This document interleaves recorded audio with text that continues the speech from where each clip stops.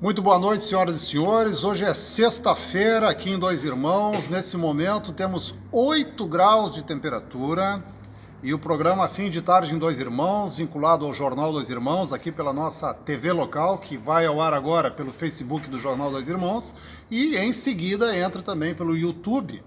Está hoje aqui não no nosso estúdio. Nós viemos aqui no Projeto Global, uma das instituições de educação mais respeitadas da nossa cidade e da região e que atende crianças do nosso município. Mas nós não estamos aqui hoje pela questão da educação, nós estamos aqui pela oficina de criação literária que a Prefeitura de Dois Irmãos está realizando com a presença do nosso amigo, escritor e um dos homens mais respeitáveis das letras desse estado, professor Alci Cheuishi, que está ministrando essa oficina literária. É o 15º encontro que eles estão tendo hoje e do qual participam aqui as professoras. Vou citar rapidamente o nome, sem sobrenome, que senão não dá tempo, né? A Classi, o Dorival, a Marina, o Juarez, que vai ser o palestrante hoje, a Liciane, a Heloísa, a Márcia, a Elisângela, a Nádia, a Andréia, a Adriane e o meu querido amigo Alci. Eu falei que o Juarez vai ser o palestrante, ele se coçou lá do outro lado, né? Mas ele é uma das pessoas que vem conversar. Então eu vou passar agora a palavra para o Cheuishi para que ele nos explique o que está acontecendo hoje e o que nós vamos poder ver nesse programa da TV local aqui, Fim de Tarde em Dois Irmãos. Professor Cheuishi, a palavra é sua. Nós estamos numa oficina de criação literária.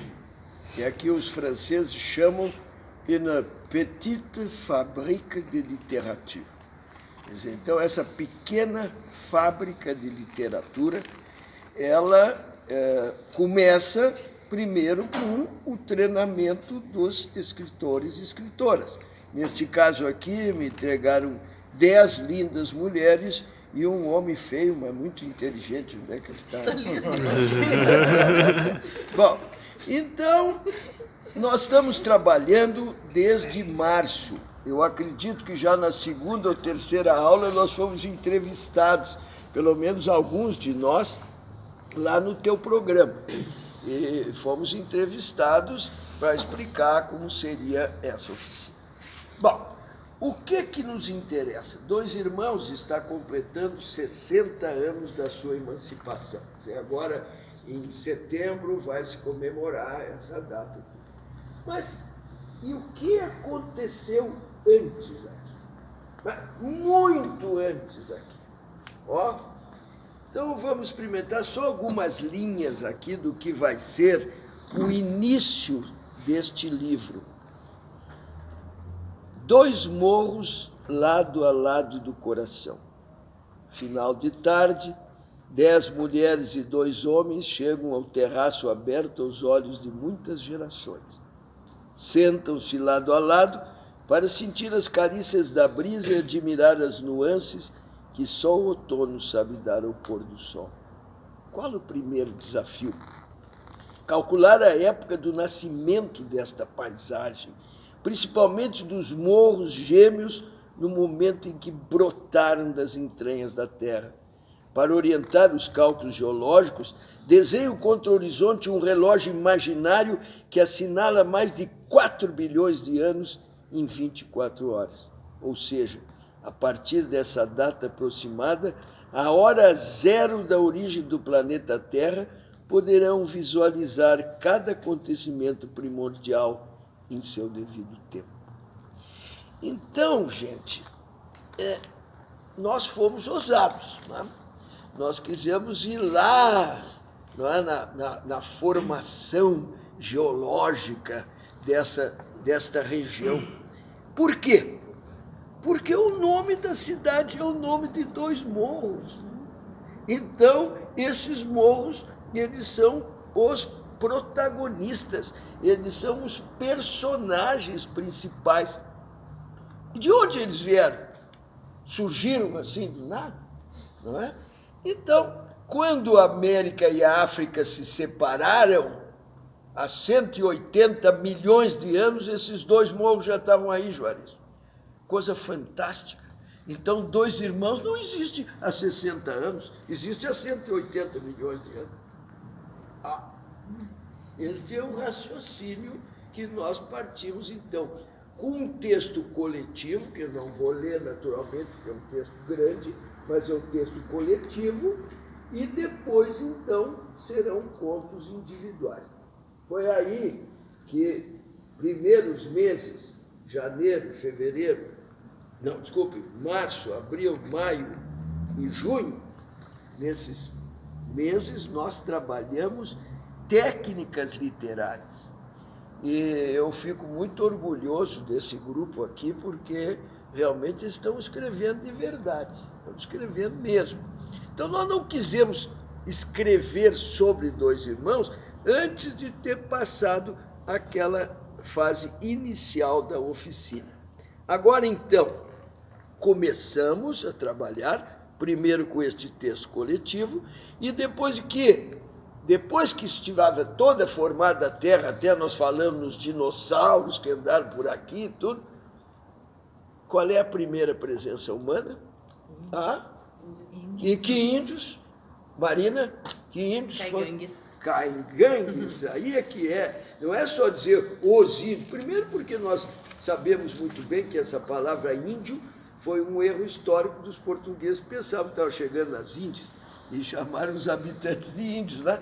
Então nós temos que caracterizar bem a tribo com o nome que eles mesmos se davam. Então, os caingangues, não é?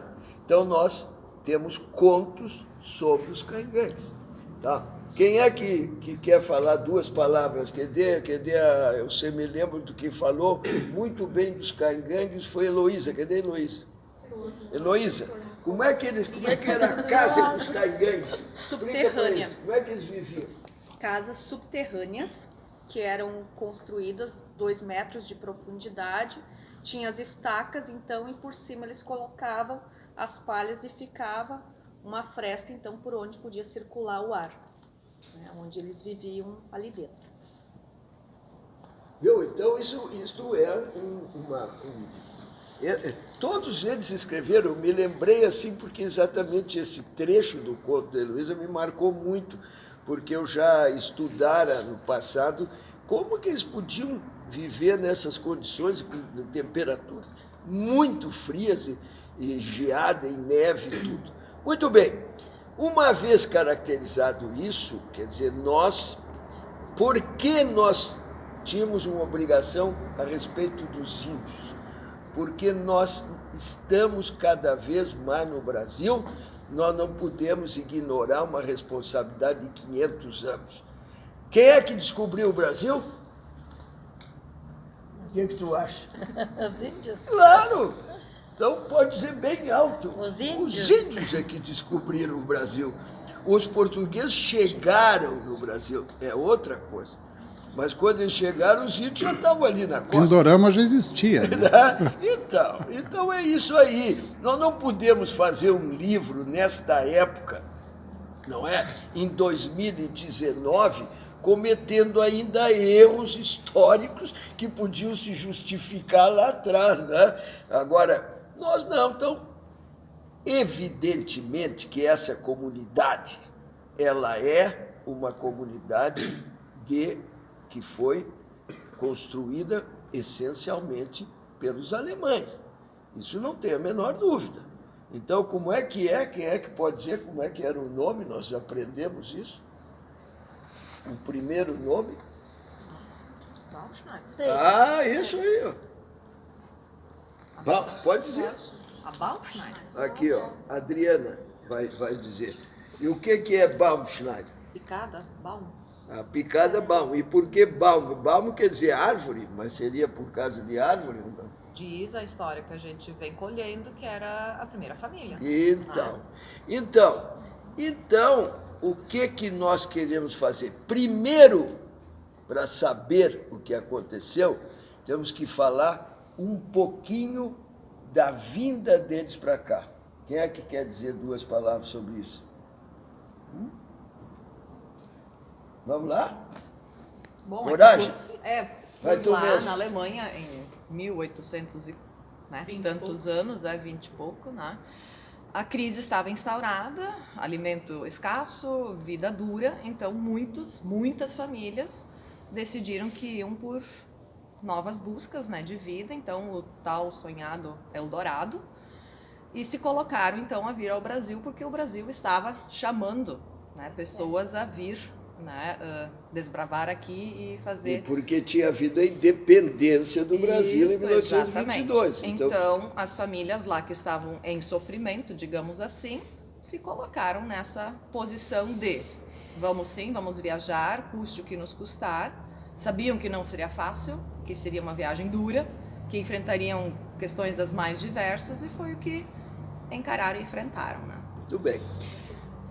No momento que nós chegamos a esse ponto aqui, pré-história lá, né? Depois vem a história, quer dizer, já com os índios já é história, né?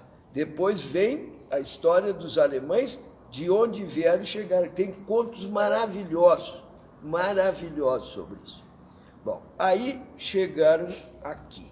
Feitoria do Lincânhamo aqui, até hoje o arroio nosso aqui se chama arroio feitoria, tal. Muito bem.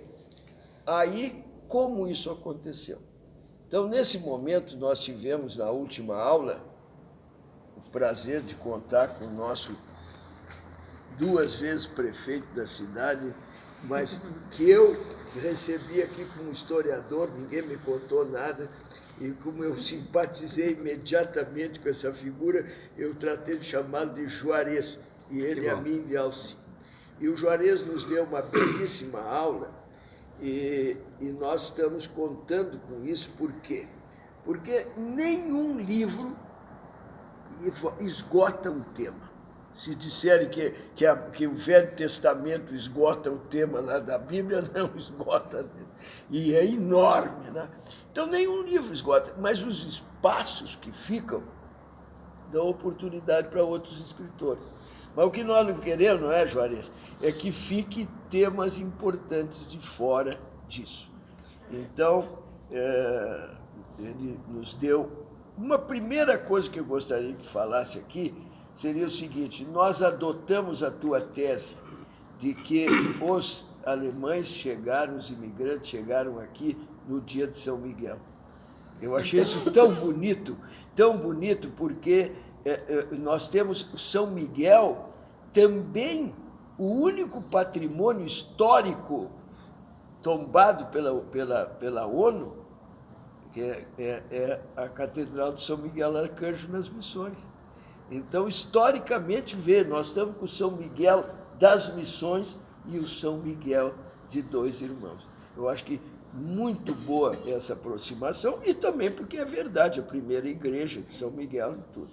Tu podia falar um pouquinho para nós disso? Podemos. Na última aula, o professor nos deu um tema, né, de construir um conto sobre a chegada dos primeiros imigrantes, das primeiras famílias, nesta área mais central do município, que seria a São Miguel, nessa área, que não era São Miguel, era uma picada. E há pouco nós escutamos alguns contos, né, maravilhosos, e eu fiz um trabalho aqui, mas professor, depois que o professor começou, depois que o professor começou a gesticular e falar, eu digo, vou colocar de lado, não precisa mais. Tá? Mas o que eu coloquei no último encontro nosso é sobre o dia 29. Por que dia 29? Por que São Miguel? Por que a igreja evangélica protestante inaugurou sua primeira capela no dia 29 de setembro? Por que inaugurou a segunda no dia 29 de setembro? Por que os católicos homenagearam São Miguel? Então, aí se chega à conclusão de que houve um fato extraordinário em algum momento, e deve ser, não sabemos exatamente as circunstâncias em que se deu, mas deve ter sido a promessa feita, talvez em alto mar, talvez quando chegaram esses primeiros imigrantes no Rio de Janeiro, quando chegaram em São Leopoldo, ou quando chegaram em Dois Irmãos, que Dois Irmãos era São Leopoldo também. Prefeito Juarez, só para quem está acompanhando pela TV local e não sabe a história da promessa em meio ao mar, Seria bem interessante se o senhor contasse rapidamente, né, como é que a história nos conta que ocorreu esse fato. Da forma como nós contamos, não tive lá, tá? Mas em 1827, e pelo ano, porque os primeiros veleiros saíram com famílias e soldados de Hamburgo. Nos primeiros momentos foram veleiros de Hamburgo. Depois, a partir de 1826, saíram também de Bremen e outros lugares.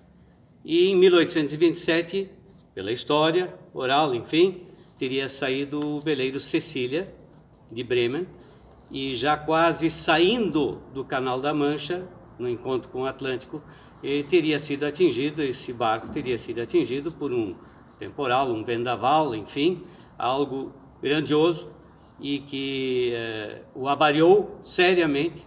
Aí existem duas cartas,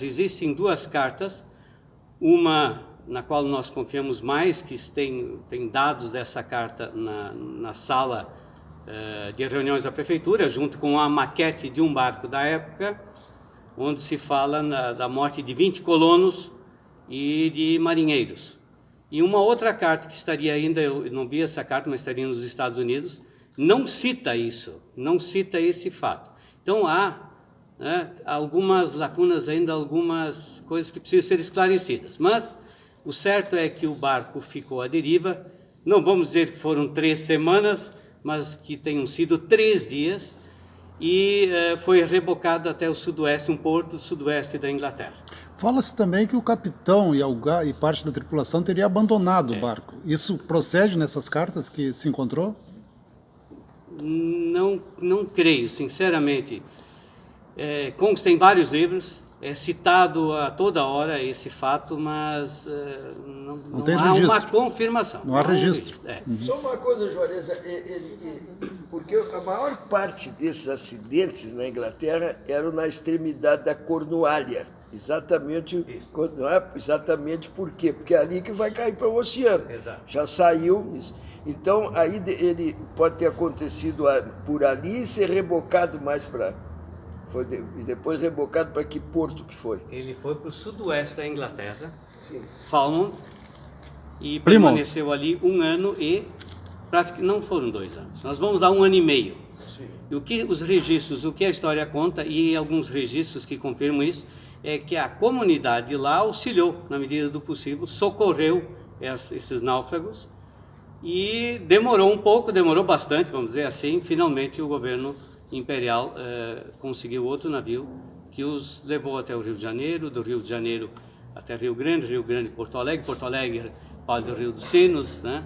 Enfim, chegaram em Dois Irmãos e em São José do Hortêncio. Os grupos se dividiram, porque era um grupo grande, lá que fossem 150 pessoas, enfim, mas um grupo foi para Dois Irmãos, que marcou época, e outro grupo foi para São José do Hortêncio. E aí a outra curiosidade, a gente tem que levar isso em consideração. São José do Hortêncio não fala desse episódio, e em Dois Irmãos ele é tão marcante, né? Repito agora, vejam só, ele é tão marcante porque em algum momento foi feita uma promessa de que o dia que chegassem, aí que está, não se sabe exatamente, se no Rio de Janeiro, ou em São Leopoldo, ou aqui, ou finalmente na Terra Prometida, esse santo seria lembrado e celebrado para todos sempre.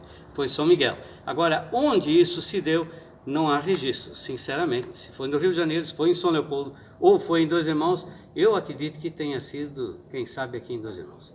Finalmente chegamos. E que não era Dois Irmãos, né?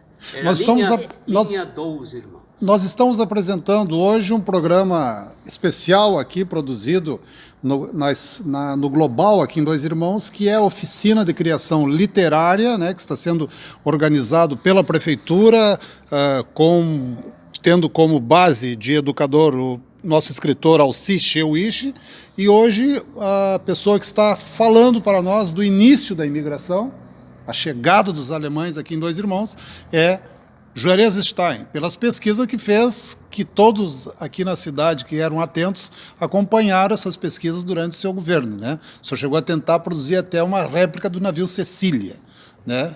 Verdade. Uma pena que não se efetivou. Isso. O local estava escolhido, o tamanho, enfim, as circunstâncias todas estavam estabelecidas, mas como o Juarez já tinha incomodado muita gente na construção da área central, da transformação da área central, nós desistimos Sempre é tempo, né, Xerxes? Não, claro que é. Não, Sempre é mas tempo. a gente constrói muito com palavras. Sim. Eu acredito muito nos livros. Eu acredito que quando a gente quer conhecer qualquer coisa a fundo, a gente vai aos livros. Então, o que nós desejamos aqui com isso é deixar, como marco desses 60 anos, não é, um livro escrito por pessoas que trabalham, que vivem na comunidade, a maior parte professoras, não é, e que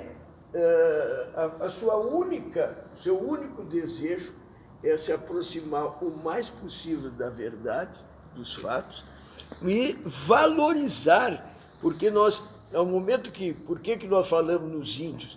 Porque os índios foram desprezados e não se sabe nada, porque no momento lêem contos, mas e como é que é? Os caingangues ainda existem, estão lá em Nonoai, quem sabe nós vamos visitá-los lá, eles foram os primeiros habitantes da nossa terra, não é?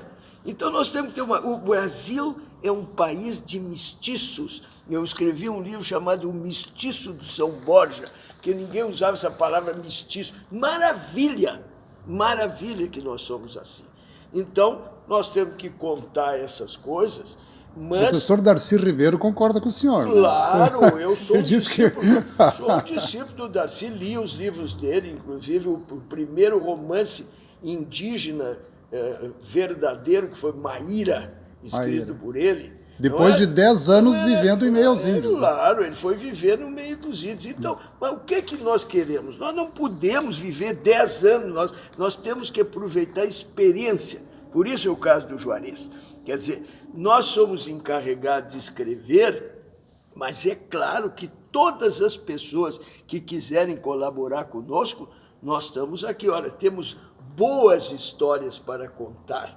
Uma das coisas que me impressiona, por exemplo, são o nome das ruas. Eu até brinquei com as meninas, nós podíamos pegar e fazer uma fantasia numa esquina em que duas pessoas que deram nome à rua se encontram 100 anos depois.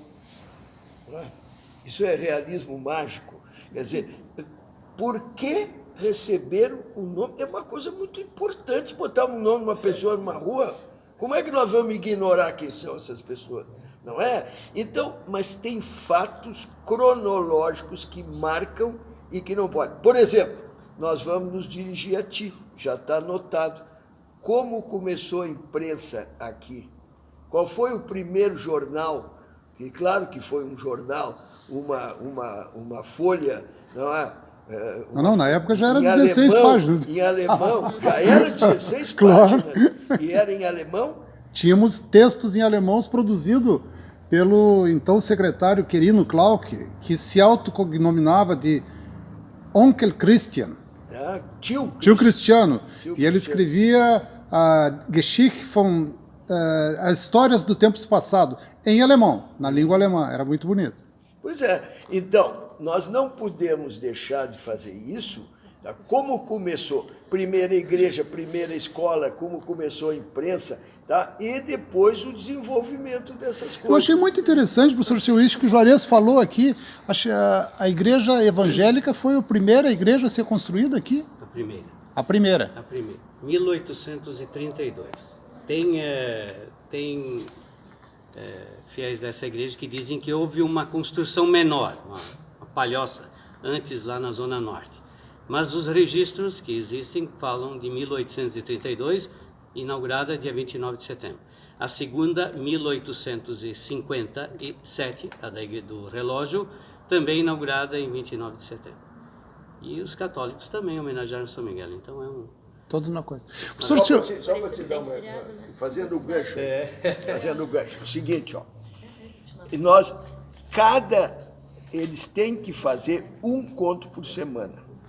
Tá? Isso já vem escrevendo contos desde março, só que os primeiros contos era treinamento de oficina. Tem contos maravilhosos, que depois pode publicar em livro. Mas um por semana. Então agora, isso que o Juarez acaba de dizer, é o tema para a próxima sexta-feira. Eles vão pesquisar sobre as 2 primeiras igrejas. Pesquisa sobre as 3, senão dá encrenca. Sobre as 3. Luterano evangélico. São 3. 3? Então, 3. Ignorar. Então, sobre as 3, como é que é? Tu tinha dito que a primeira é 32, a outra é 1857 e a católica 1868. Isso. Mas professor, deixa eu só colocar um... Por favor. Já que nós vamos pular essa etapa, e vamos agora para as igrejas. Pode contribuir com alguns. A chegada era no Rio de Janeiro, Praia Grande, Niterói. Ali aconteceu, isso a história registra, o imperador recebeu famílias, cumprimentou um por um. Isso é um fato extraordinário. Não todos, não há tem quem como. diga, Juarez, que foi a esposa dele que teria solicitado a vinda de alemães para o Rio Grande do Sul, né? Uma colonização branca para o sul do Brasil. Um branqueamento. Isso, né? E ocupação de terra, e produção de alimentos. E quiçá um exército. E soldados. E quem sabe um exército. E soldados, Mas e depois barcos menores traziam esta gente até Rio Grande, onde a entrada, o senhor sabe mais do que ninguém, era dificílima. Depois até Porto Alegre. De Porto Alegre, um barco menor trazia até São Leopoldo, levava 8, 9 horas. Num rio sinuoso e raso em muitos lugares. E não era São Leopoldo, é por isso que eu pedi para falar. Não era São Leopoldo. Era uma área do Império, faxinal do Caurita. E um pequeno povoado. Que ficava onde? Daqui para lá, você no lado direito do rio. Lado direito. Era a linha, a história, mais um pouquinho Rio dessa dos história. Sinos, né? Só para as pessoas saberem. Sinos. Mais um pouco da história. Existia um empreendimento do Império em Canguçu, na região de Pelotas. Sim. Ali, charqueadas, enfim, alguns livros dizem que houve uma animosidade entre membros do Império e aqueles produtores, e que aquele empreendimento não deu certo. Era a produção de fibras para a fabricação de cordas para os navios e velas, os panos, enfim. E saiu de lá e foi transferido para essas terras do Império, aqui em São Leopoldo, e não São Leopoldo, elas abrangiam Estância Velha, Iboti, Presidente do Sena, Lindolfo Collor, 2 Irmãos, Novo Hamburgo, acho que toda essa região aqui. Eram áreas do Império, e que, a partir daquele período, o Império ia usar para assentar essas famílias. E esse empreendimento também não estava dando certo, não deu certo, tanto que em 1824 ele deu. E também a data de 1824, com a chegada dos primeiros 39 imigrantes, que ali se deu a origem do nome São Leopoldo, em homenagem à imperatriz, enfim. Sim, mas eles foram abrigados na feitoria. Na feitoria, num prédio onde dormiam ainda escravos. Os primeiros, com certeza, dormiram em meio aos escravos em situações deploráveis. E depois, para a gente concluir, o professor quer concluir essa etapa, esse deslocamento se deu. Primeiro, as terras foram inspecionadas ali naquela região e eram boas.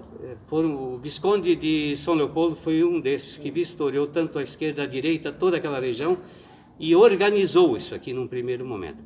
Mas o afastamento daquela região em direção a Iboti, a 2 Irmãos, enfim, tinha muitas famílias e muitos que foram alertados sobre o perigo dos selvagens, claro, dos índios. E havia essa possibilidade de serem agredidos. Ocorreram fatos até os anos 1850, raptos, mortes, enfim, isso acontecia. Não em número extremamente grande, mas acontecia. Então, muitas famílias não queriam sair de perto de São Leopoldo, que não era São Leopoldo, mas daquele povoado que estava se iniciando, não queriam sair dali. E ali começou também uma grande confusão com a distribuição da terra. Primeiro, atrasou a demarcação da terra. o Império atrasou esse serviço. Então as famílias estavam chegando e o serviço não estava concluído. Era sempre 25 hectares? Não, nós tivemos aqui 70 hectares. 70? Chegasse a 70, até um pouquinho mais de 70 hectares. De onde o senhor tem a informação de 25 hectares, professor Schmidt? Eu trabalhei no Em meu outras livro regiões. Ana Sem Terra, e então naquela região de Três Forquilhas, que é próximo à Praia de Torres, onde foram uns infelizes para lá, porque era dificílimo, terras arenosas, difíceis, lá era 25. E na época quase ninguém comprava melancia, né? Não via, não teve quem comprasse. Como Escoária. Lá, naquela região, eram 25 hectares. 25. E aqui em Juarez, Para quem vender, né, Chauí, a produção daquela gente lá, coisa ia vender para quê? e aqui eram 70, Aqui eram 70. 70 passava cravados. até de 70 hectares. 70 Era uma hectares, belíssima 70 área, hectares. Uma belíssima área. Então nós estamos ainda ali E em em São relação Leopoldo. aos índios que tu falas, prefeito Juarez, seriam os bugres, Os bugres. porque eles eram chamados de bugres, tanto que nós temos o Bugaberg, né? Ali em Santa Maria do Herval, né? E o Atenção bugre é com um esse mestiço. termo. Atenção com esse termo. Nem todos eram O bugres. bugre é um termo depreciativo que inclusive existe em outros idiomas, tá? Isso vem aí deu nome até a Bulgária. Bugre em francês até hoje é depreciativo, de maneira que, por isso que eu estou dizendo, nós, quando dizemos que os índios atacaram ou fizeram isso e aquilo, nós sempre temos que pensar que ninguém indenizou os índios pela terra deles. Simplesmente entraram na terra deles, por quê? Porque consideravam que a terra era do Império do Brasil, mas não era. Eles eram anteriores a isso. Então, nós não podemos, numa narrativa dessas, tá, deixar de dizer a verdade. Quer dizer, que se houve isso, é porque também houve invasão de uma terra que não era, e não é a culpa dos alemães que vieram de lá. Ninguém disse para eles, nós vamos botar vocês numa terra que já tem dono. Não, vamos botar uma terra que não tem dono, que é de vocês. Então, hoje, com a visão que nós temos de hoje, mas com inteligência, sem raiva, nunca se escreve assim, como um panfletário sacudindo, não. Nós vamos simplesmente dizer, olha, ambos tinham razão. Quem não tinha razão foi o Império Brasileiro que cometeu esse erro. Que primeiro tinha que ter acertado a situação dos índios para depois colocar, e não usar os alemães para expulsar os índios. Professor, o senhor se agitou por uma coisa simples, é que nós temos aqui no interior Claro. o Bugaberg, Não, que é o sei. Morro dos Bugres, Eu sei, que provavelmente seriam os silvícolas Não, que eu estavam sei, naquela querido, área eu quando sei, mas aconteceu eu quero dizer- a eu quero chegada dos dizer alemães. que é um termo, infelizmente, eu sou homem das palavras, então eu vivo das palavras. Então tem palavras que são depreciativas. Então, se pegamos... Isso não vai aparecer nos contos, então. Mas, professor, então nós queremos aprender um pouco mais. O bugre também tem, é uma mistura, um mestiço. Tem a ver Não, bugre com não é- espanhóis? Não, Mistura de espanhóis, índios? Não? Não? Aí é o gaúcho. Esse que é o coisa. Então nós temos que ver que o termo gaúcho, por exemplo, que até hoje não se sabe essa palavra, que pode vir do francês gauche, pode vir do árabe, pode vir... Não se sabe... Os definir. gaúchos sempre são meio gauche mesmo. Pode ser, mas a grande verdade é que com a expulsão dos índios guaranis, quando morre Sepete Araju, não é? Em 1756, e são expulsos os índios guaranis dos 7 povos, eles deixaram 2 milhões de cabeças de gado. E aí que começaram a entrar os xangadores para matar essas reses e levar o couro e o sebo. A carne ficava para os corvos comer. Então, tinha gado. E aí, quando os alemães chegaram, isso eu não posso deixar registrado para ti. Quando os alemães chegaram, eles tinham tecnologia do couro. Eles sabiam fazer bota, sapato, arreio para os Vamos ver se o senhor já cavalos. está tempo suficiente aqui. Eles eram o quê, professor? O quê? Selarai. Pode ser, mas fizeram o seguinte, ó, sabe que tem uma palavra gaúcha que é sirigote. Sei. Então, dizem que essa palavra vem de zeargut. Dizem não, vem, tá no Aurélio, escrito. Dizem, porque também, Neologismo tudo bem, de zeargut. mas que os alemães, o gaúcho não entendia o alemão e explicava, esse arreio é muito bom, zeargut, sirigote, zeargut, e foram usando. Bom, mas então é muito interessante tudo isso das palavras. Agora, é mais interessante dizer que nós temos aqui a maior riqueza dessa área ainda é a indústria coreiro-calçadista. E que ela começou naquela época graças à quantidade enorme de gado que os índios guaranis deixaram. E que nas missões também tinham índios caingangues. Então, nós não podemos nunca desprezar, porque quando este couro que deu início a essa coisa, esse couro veio do gado dos índios. Era o gado franqueiro, professor, que se fala? Era o gado franqueiro, né? O Longhorn. Que tinha nos campos de cima da serra, aqui muito, né? Mais interessante, por que a cidade de Vacaria tem esse nome? Sim. Porque em 1637, um padre jesuíta, Cristóbal Mendonça Orellano, ele foi à Argentina, que na época não, foi o lado direito do Rio Uruguai, e trouxe para cá o primeiro gado. Este padre tinha o nome de Orellano, não é? Até hoje nós chamamos o gado sem marca nem sinal de Orellano. Por causa dele. Então, levaram... Tem até música disso. Para que... Como não tinha número suficiente para começar a consumir aquilo, então eles levaram esse primeiro gado para uma região bem abrigada, onde hoje é Vacaria, e chamava Vacaria dos Pinhais. De Los Pinhales. Então, a Vacaria tem um nome até hoje. Eu estou falando porque no Rio Grande do Sul não dá para falar mal de índio, porque tudo que aconteceu no começo aqui foi os índios que fizeram, orientado pelos jesuítas ou sozinhos. Então, até hoje, a erva mate, o milho... Quem é que trouxe o milho para cá? Foram os índios. Professor, deixa eu fazer uma pergunta para o professor Juarez aqui. Juarez, os alemães que vieram nas primeiras imigrantes para cá, alguns eram agricultores. Entre eles, havia algum que trabalhasse com manufatura, como, por exemplo, algum celeiro, já existia isso? Se chamava meio de artesanato, né? Isso. Com certeza absoluta. E tinha madeira à vontade aqui. E, conforme o professor colocou, tinha couro, bastante couro.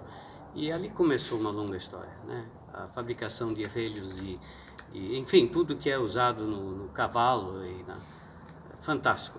Com certeza, gente muito habilidosa veio para cá. Talvez não naquele primeiro momento onde se buscou, onde o Major Schaeffer teve dificuldades em juntar o pessoal lá fora. Havia uma oposição lá fora. Havia um movimento contra ele, essa de trazer esse pessoal para cá. E então, num primeiro momento, ele teve que se contentar com alguns não muito agradáveis. Que desse, né? Para vir, no caso. Né? Que viu que desse para vir. Mas depois veio gente e a prova está aí, né? Eu tenho uma pergunta para o professor Cheuich aqui. O senhor, como todos, deve ter lido, obviamente, A Ferro e Fogo, né? Claro. Do nosso colega. Chegamos a trabalhar na Folha da Tarde juntos, né? Josué Guimarães. O Guimarães, né? Ali ele narra a história desse Major Schaeffer, só que ele chama de Herr Grindling, né? Ele dá um outro nome para o Major Schaeffer ali. Aquele livro tem uma base, mais ou menos, na veracidade dos fatos, professor Cheuich? Olha, é claro que tem, né? Acontece que há dois tipos de romance histórico. Eu acabo não completou alguns meses de lançamento do livro chamado O Velho Marinheiro, que o Juarez me deu a honra de ter lido. Eu fui desafiado pela Marinha do Brasil a escrever esse livro, porque eu escrevi alguns anos atrás um livro sobre a vida do Santos Dumont. E isso foi adotado pela Força Aérea Brasileira e tal. Então, eles me desafiaram. Quando tu escreve um romance histórico dessa natureza, não pode botar ficção. Tu tem que simplesmente botar sangue na veia dos personagens, recriar os personagens. Tá? Este é um romance histórico que eu chamo puro. Tá? O Velho Marinheiro. O Velho Marinheiro não tem ficção. Eles me abriram todas as informações. Eu tive o que eu pedi, o que eu queria, e eles me levaram nos lugares para saber. Quem é que sabe que Tamandaré é gaúcho? Não sabe, nós não sabemos. Tamandaré é um guri que nasceu ali em Rio Grande, em 1807. Não é? Então, nós não sabemos coisas básicas disso aí. Tamandaré foi uma figura fantástica, mas não é sobre ele que eu quero falar. Eu quero falar dois tipos de romance histórico. O Josué seguiu a linha do Érico Veríssimo, de colocar o pano de fundo histórico e criar personagens de ficção e colocar em cima desse palco. Por isso que não quer dizer que ele tenha errado fatos históricos, é que é diferente a maneira de escrever. Tá? O Érico, quando ele fala nas missões, por exemplo, no Tempo e o Vento, me inspirou muito a escrever o Sepete Araju, ter lido o capítulo A Fonte do Érico, porque ele pesquisou muito para fazer aquilo ali. Mas ele não estava, ele estava colocando como um pano de fundo para tirar o personagem dele, que é o Pedro Missioneiro. Ele queria mostrar de onde veio o Pedro Missioneiro, de onde veio a Ana Terra, e juntar os dois para formar a base da família do seu livro. É diferente isso aí. Tá? Então, no nosso caso aqui, nós temos que manter o máximo a veracidade histórica, mas nós podemos criar personagens de ficção desde que não mexam com a história. Não traiam a história. Nós só estamos conversando hoje aqui no programa Fim de Tarde com o professor Cheuiche, e hoje o palestrante do dia, ele não gosta de ser chamado de palestrante, né? O nosso trocador de ideias, vamos dizer assim, do dia é o ex-vereador, ex-prefeito, ex-vice-prefeito e secretário Juarez Stein, que está dando dados muito interessantes. Estamos junto conosco todos os professores aqui. Eu quero chamar né? a atenção E aqui. esse é o 15º encontro dessa oficina literária. Eu queria, professor, nós estamos a 42 minutos de programa. Eu quero chamar a atenção essas duas colegas aqui, Adriana que fizeram e a todo Nádia. o planejamento, a Nádia e a Adriana fizeram todo o planejamento, elas que foram me buscar lá em Porto Alegre, elas que fizeram toda essa base, que conseguiram montar, que convidaram os demais escritores, porque agora são escritoras e escritores, então e elas estão planejando agora o livro. Vamos ouvir elas, Nós então? temos um sonho. Vamos ouvir ela? Vamos. Porque até agora nós ouvimos bastante. Adriana, Não, fala, ela já ouvimos. fala conosco aqui um pouco sobre essa ideia. Então, nasceu tudo ano passado, com a nossa Feira do Livro, quando então o escritor Alci é nosso patrono, né?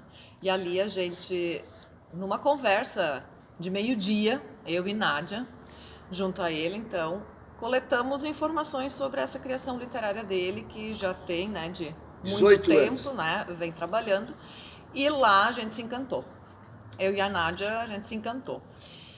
E aí os nossos olhos brilharam e a gente quis ter isso para 2 irmãos, né? E o que mais, né, do que não casar?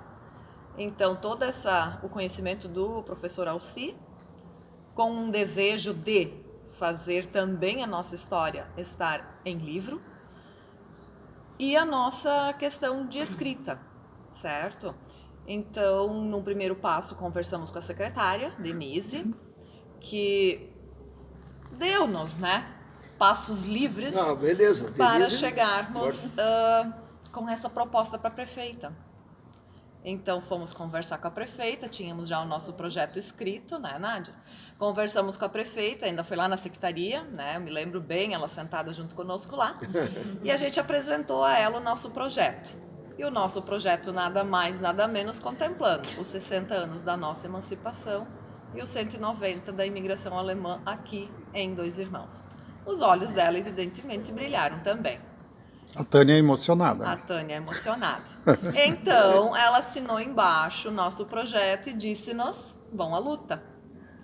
E fomos, né? Nádia, como é que foi isso? Então, a luta foi, na verdade, conseguir esse grupo aqui, né, seleto, porque, na verdade, é um desafio, tanto conhecer e como o professor Alci, né, o escritor Alci, nosso professor, coloca, né, que é uma responsabilidade. A gente quer trazer fatos realmente da melhor forma, trazer a verdade contada junto com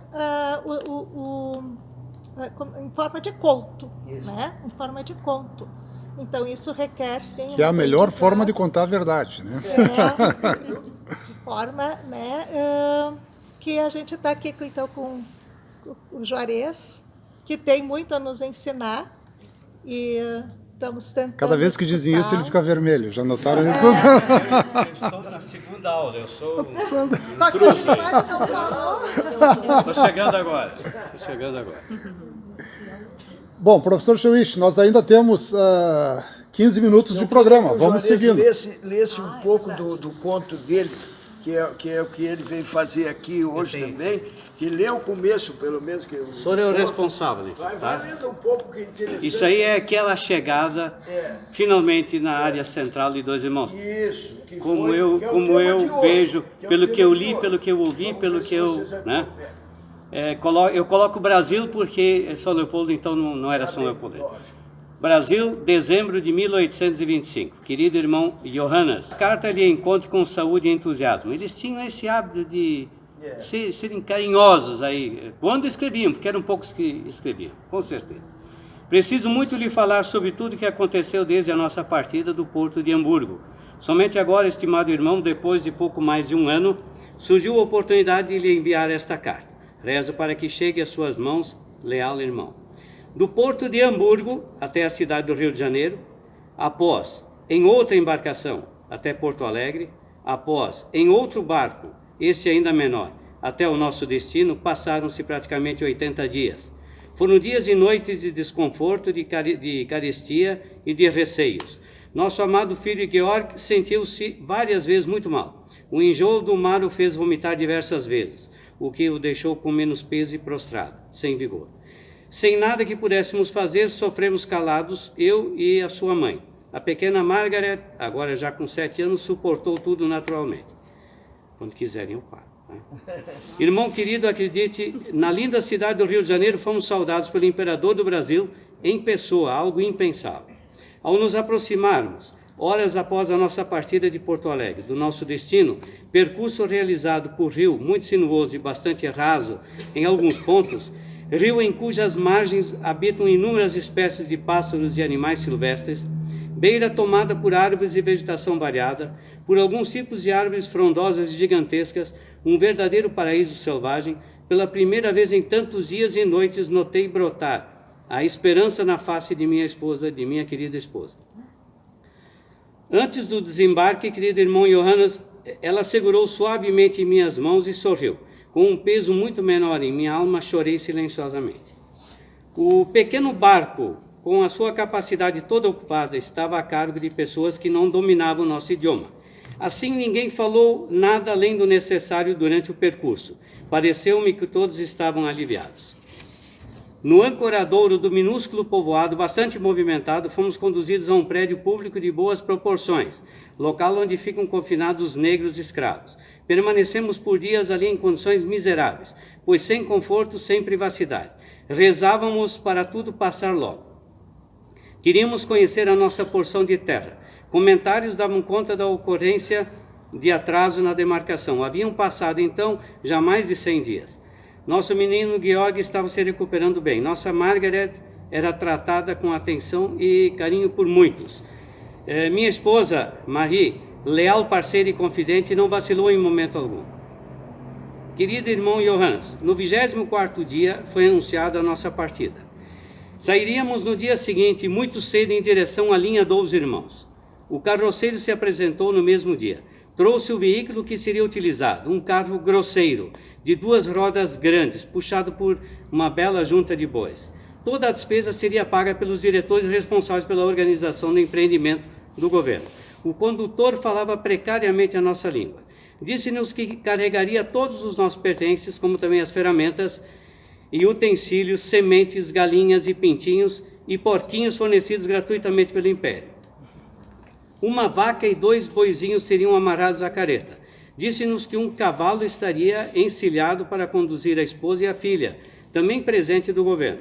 O menino poderia ir dentro do veículo, mas que fizéssemos do nosso jeito. Finalmente entregou-nos um documento que nos garantia uma certa quantia em dinheiro, que poderia ser sacado imediatamente para a aquisição de objetos e mantimentos mais urgentes como sal, fósforo, velas, feijão, arroz, embutidos, pão, cordas, munição, bacia, caneca, entre outros. Convenci-me de que era um bom homem. Alertou-nos ainda de que chegaríamos ao meio-dia, restando assim pouco tempo para nos organizarmos. Que eu pensasse pelo caminho numa forma de abrigo provisório, que observasse as construções existentes pelo percurso. Irmão Johannes, às 4 da madrugada estávamos todos acordados. Meia hora após iniciamos a nossa jornada, cheios de esperança, rumo à nossa futura propriedade. Uma jornada, querido irmão, que sabíamos ser sem retorno à nossa terra natal.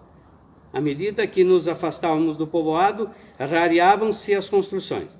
Quando as avistava, eram ranchos muito primitivos. Quanto mais adentrávamos na mata, na selva, mais escassas e pobres eram as casas. Na verdade, eram feitas de 4 postes fincados na terra, com paredes preenchidas de ramos de árvores, com cobertura de barro amassado, com espaços para janelas e porta, com telhado coberto de capim e folhas de árvores e arbustos. O nosso condutor, com prazer, explicava-me sobre as etapas de construção. Os construtores não utilizavam pregos. O chão da casa era de barro. As amarrações eram feitas de cipós. Tudo assustadoramente primitivo e pobre.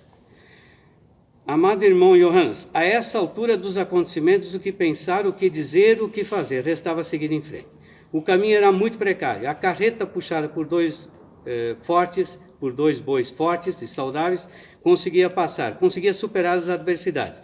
Quando paramos para descansar em meio a uma floresta nunca antes vista por nós, sem qualquer construção à vista, o condutor puxou conversa para alertar-nos sobre algumas realidades desconhecidas. Disse-me cochichando que os nossos irmãos imigrantes, os pioneiros, estavam se concentrando mais nas proximidades do povoado em formação com o intuito de evitar os selvagens, que habitam as áreas mais afastadas e que são perigosos. Falou-nos do perigo dos ataques de abelhas. Quando se deu conta da presença ao meu lado das crianças, voltou a cochichar, lembrando da existência de muitas cobras e outros tantos animais que poderiam roubar nossos mantimentos e matar as nossas galinhas e porquinhos. Em outro momento da viagem, o bom homem enviado pelo Senhor fala de coisas positivas, da terra que seria fértil, da caça abundante, de madeira de qualidade, da boa água e de muito mais. Sugere, por fim, que eu construa os estábulos e chiqueiros não muito distante da morada, para que eu possa vigiá-los. Irmão Johannes, em toda a distância percorrida, acompanhou-nos um cachorro vira-lata, atraído pela atenção dispensada pelos nossos filhos. Apontei-o ao condutor, já com certa intimidade. Esse será o nosso cão de guarda. Eu paro. Tá bom. Acho que, só para dar uma ideia, é interessante, porque o Juarez eu fico feliz que nós contemos com os historiadores locais. Tá? Em todo o tempo que eu faço, há muitos anos que trabalho com livros históricos, as maiores preciosidades que eu encontrei são com os historiadores locais. As pessoas que estão ali, que vivem ali, convivem, que vão ver intimidade desses fatos. O que eu quero deixar aqui é o seguinte, tem tópicos fundamentais. Quer dizer, isso que o Juarez está botando aí é fantástico, porque é a chegada dos primeiros, e o nosso grupo escreveu sobre isso também. Bom, agora, para frente, nós temos que acertar, por exemplo, as igrejas, que sempre foi uma importância fundamental. Mas e como é que educavam as crianças? Como é que começou isso, até ter uma escola? Quantas escolas tem hoje em Dois Irmãos? Qual foi a primeira delas? Isso nós também temos que acertar. Depois, a questão da saúde, a educação, religião, educação, saúde. Como é que eles se tratavam? Qualquer coisa tinha que ir a São Leopoldo, aonde iam. Quando é que teve o primeiro hospital nessa cidade? Quem é o primeiro médico que teve aqui? Quer dizer, então existem muitas coisas para garimpar, para trabalhar. Professor Cheuiche, deixa eu lhe apartar um segundinho. Nós estamos a 55 minutos, a 4 minutos do fechamento do programa. Então, como nós temos aqui a Classi, o Dorival, a Marina, a Liciane, a Heloísa, a Márcia, a Elisângela, a Nádia, a Andréia, a Adriana, eu gostaria que cada uma delas aqui desse rapidamente, né, o seu parecer aí sobre como é que está sendo essa escola literária, na verdade, que vocês estão tendo aqui. Classi. Muito legal, aprendi muito, eu já tenho o hábito de escrever, já sou escritora, já lancei livro, mas não em forma de contos, eu era mais da poesia, mas estou amando, tá muito legal mesmo. Muito bem. Professor Dorival, o senhor está aí filmando, né? Está nos fazendo aqui fazendo concorrência, isso aqui tem um problema, né? Como é que está sendo para o senhor essa experiência, professor Dorival? Olha, é muito gratificante, assim, por causa que cada vez a gente vai adquirindo mais experiência com a história também. Principalmente da história oral falada, por exemplo, pelo Juarez, e até mesmo no seu programa teve umas semanas atrás que uma das netas que morou na casa da casa onde fica o museu, a gente ficou bem entusiasmado com o relato delas. Então, muita coisa se não adquirido assim filmado, né, mas oralmente das pessoas. Isso é muito gratificante, isso gratifica mais a história também, né? Vivida por essas pessoas. Então o relato delas é muito importante sobre isso. Muito obrigado, professor. Marina. Bom, participar da oficina, ser aluna do professor Alci Cheuiche fez com que eu me redescobrisse, né? Inclusive também como professora. Eu não tinha o hábito de escrever, comecei a escrever agora, mesmo sendo professora de língua portuguesa. Eu me libertei de algumas amarras, assim, de deixar a criatividade, né, o processo criativo que a gente tanto fala aqui, participar com tantos escritores maravilhosos, que são todos os meus colegas, tem sido realmente um privilégio. Liciane. Está quietinha aí, quase não falou nada. Eu sou muito feliz pelo convite também de participar desta oficina. Como natural então de Santo Ângelo, não conhecia muito a história então de Dois Irmãos, e morando atualmente em Novo Hamburgo, mas trabalho aqui nessa cidade, né? Então eu estou muito feliz de poder participar e conhecer um pouco mais da história e levar também para os alunos para o aprendizado de todos, né? Então estou muito feliz de poder estar aqui e é isso. Heloísa. É um privilégio muito grande e um desafio também, porque escrever não é simplesmente deixar brotar, né? Então exige bastante pesquisa. A gente tem dúvida, dá medo, mas que tem sido gratificante. Está gostando? Vizinha Márcia. Para mim é um prazer enorme estar participando junto com o professor, aprendendo com ele. Eu sempre gostei de ler muito desde pequena e gosto muito de escrever. Tenho um prazer enorme em escrever, né? E nunca me preocupei muito com o que os outros achariam da minha escrita. Atualmente eu me preocupo bastante porque nós estamos num processo de pesquisa e tem me feito muito bem estar com os meus colegas. Adoro aprender com todos. Temos aqui também conosco a Elisângela. Os colegas já falaram, né? Bastante. É muito Nós desafiador. queremos o teu depoimento, Elisângela. Conta assim, para nós como é que está sendo isso. Para mim é muito desafiador e gratificante todas as semanas estar aqui aprendendo com o nosso mestre Alci e com os colegas também, os contos, a história que a gente está descobrindo, muito interessante. Isso está sendo muito bom para nós também como professoras da rede.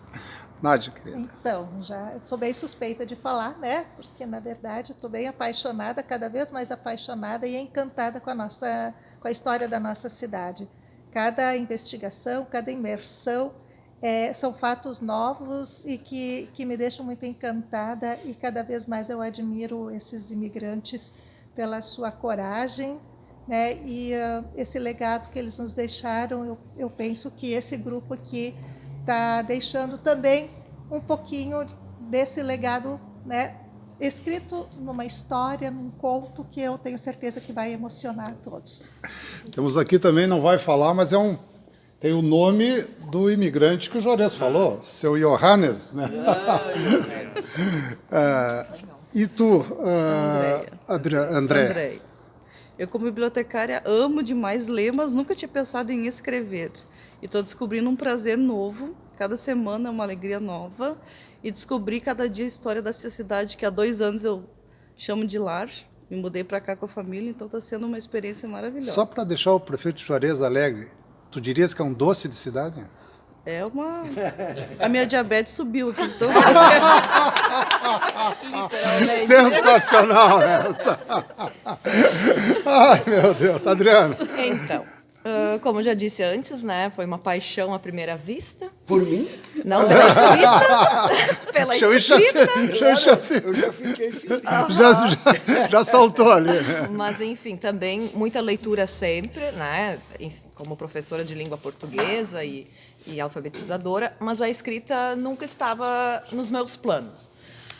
Como eu tenho um filho de 10 anos, algumas coisas da vida dele eu já tenho escrito num caderninho em separado, um dia ele irá ver já tá isso. Com 10 aquele guri? 10 anos. Meu Deus. Eu nunca pensei em escrever algo a mais do que aquilo lá que está, né, esperando a hora certa. Mas com esse convite da criação literária, eu estou me sentindo bem desafiada e emocionada a cada tema que a gente recebe para fazer pesquisa e fazer a nossa escrita. Então, para mim, está sendo relembrar muito da história, pois eu sou parte dessa história, né? Dentro do livro da minha família, eu tenho muita coleta a fazer, pois eu sou a 7ª geração aqui, né, no Brasil.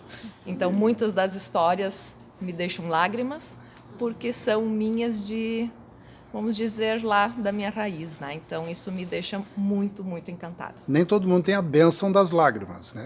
Os que têm que aproveitar, né, Chauís? Bom, vou pedir um apoio aqui, vou sentar aqui do lado do professor Chauís. Nós estamos encerrando o programa Fim de Tarde em Dois Irmãos aqui hoje. Viemos aqui ver essas pessoas maravilhosas todas que estiveram conosco, que foram várias vezes mostradas aqui. Quero fazer um super agradecimento ao professor Alci. Eu sei que ele vem aqui como profissional, mas eu sei que mesmo como profissional ele vem muito mais com o coração do que como profissional. Então, o bem que tu estás fazendo aqui, Alci, para essas pessoas, professoras todas, intelectuais todos da nossa cidade aqui.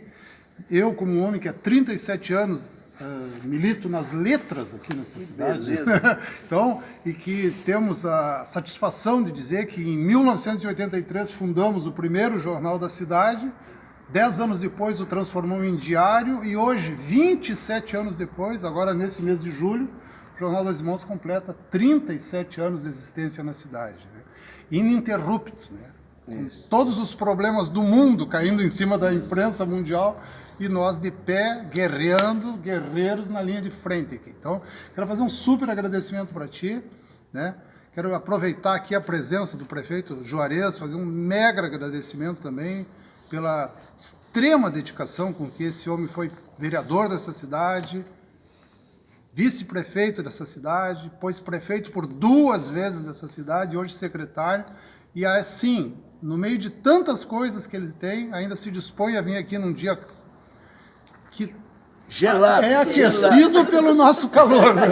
Mas é um dia muito frio hoje. Talvez o dia mais frio do ano no Rio Grande do Sul seja esse de hoje. Então, muito obrigado. Queria dar uma salva de palmas para vocês, para nós encerrarmos esse programa. Para ti.